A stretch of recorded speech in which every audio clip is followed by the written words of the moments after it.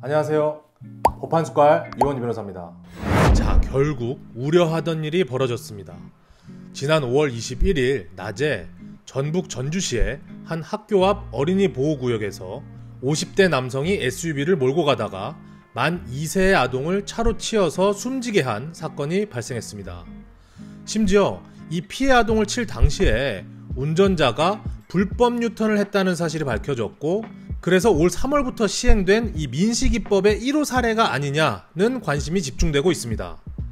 그런데 최근 경찰이 밝힌 바에 따르면 지금 사건으로 접수돼서 수사 중인 민식이법 관련 사건이 벌써 72건이나 된다는 거예요. 이와 관련해서 많은 분들이 저한테 질문을 하십니다. 도대체 민식이법이 뭐냐? 뉴스에서도 민식이법 어쩌고 저쩌고 하는데 도대체 이게 왜 문제가 되는지, 뭐가 문제가 되는지 알려달라 라고 물어보시는 분들이 많으시더라고요. 그래서 오늘은 민식이법이 과연 무엇이고, 그리고 이 민식이법이라는 것이 왜 무슨 문제가 있는지에 대해서 설명해 드리도록 하겠습니다. 오늘의 법한숟갈 들어갑니다.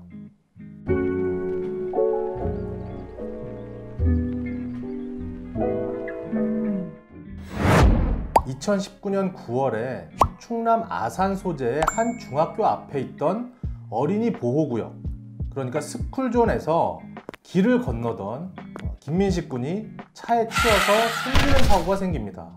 이 사고로 스쿨존에서 사고를 낸 운전자에 대해서는 처벌을 강화해야 한다 라고 하는 여론이 조성되면서 도로교통법이 개정된 거예요. 민식이법이라는 법률이 있는 게 아니라 민식이법이라는 것은 이 개정된 도로교통법을 말합니다.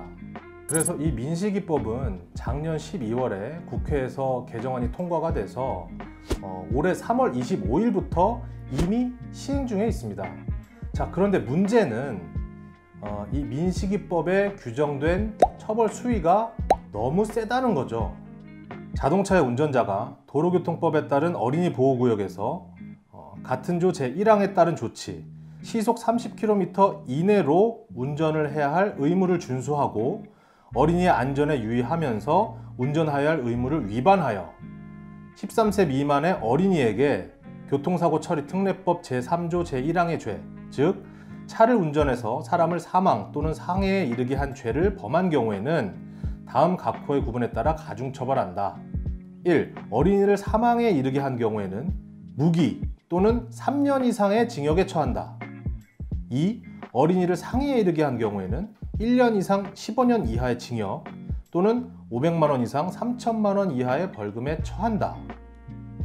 자, 그래서 이해가 쉽도록 다른 법과 비교를 해보도록 하겠습니다.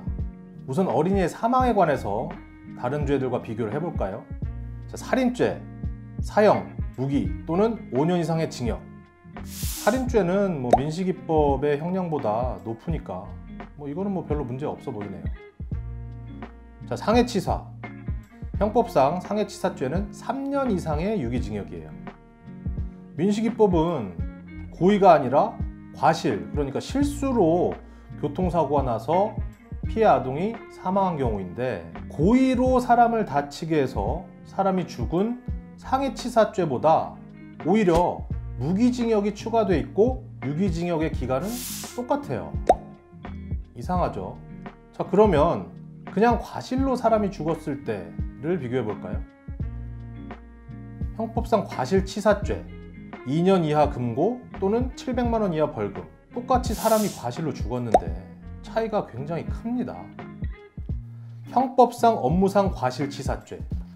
자, 교통사고 같은 경우는 운전을 업으로 하다가 발생한 과실 사건이기 때문에 이게 법리적으로는 똑같이 업무상 과실치사라고 얘기를 합니다.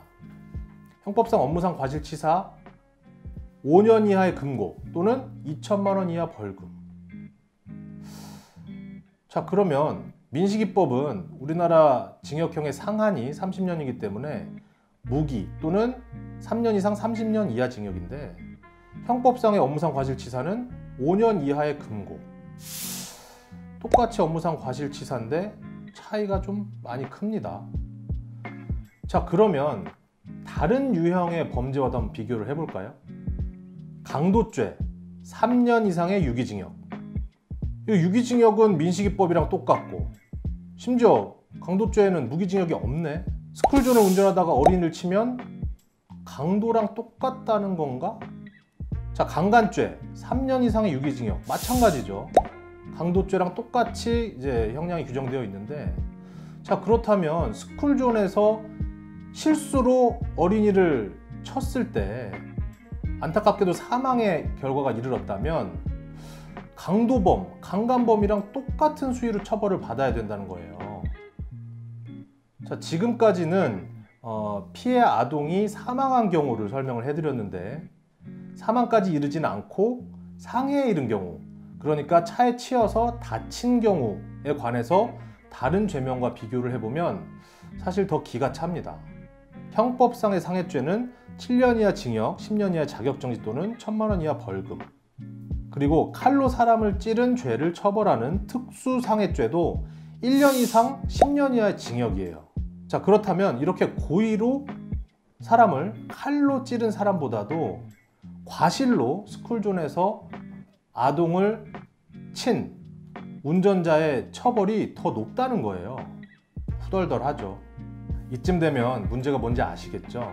스쿨존에서는 당연히 운전자들이 조심을 해야 하고, 운전에 부주의해서 어린이를 치어서 사고를 낸 운전자는 처벌을 받아야 마땅합니다. 자, 그렇지만 중요한 것은 지금 이 민식이법의 처벌 형량 수위가 너무너무 세다는 겁니다.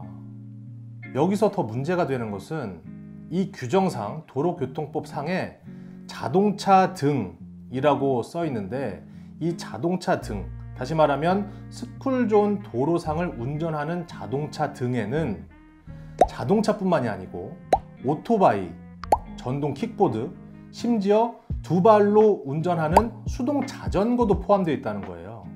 자, 그래서 극단적인 예로 그냥 내가 자전거를 타고 가다가 만약에 학교 앞에 이 스쿨존에서 13세 미만의 어린이를 쳤는데 그 어린이가 만약에 사망했다면 특수상해죄, 강도죄, 강간죄보다도 더 높은 형량으로 처벌을 받을 수 있다는 거죠.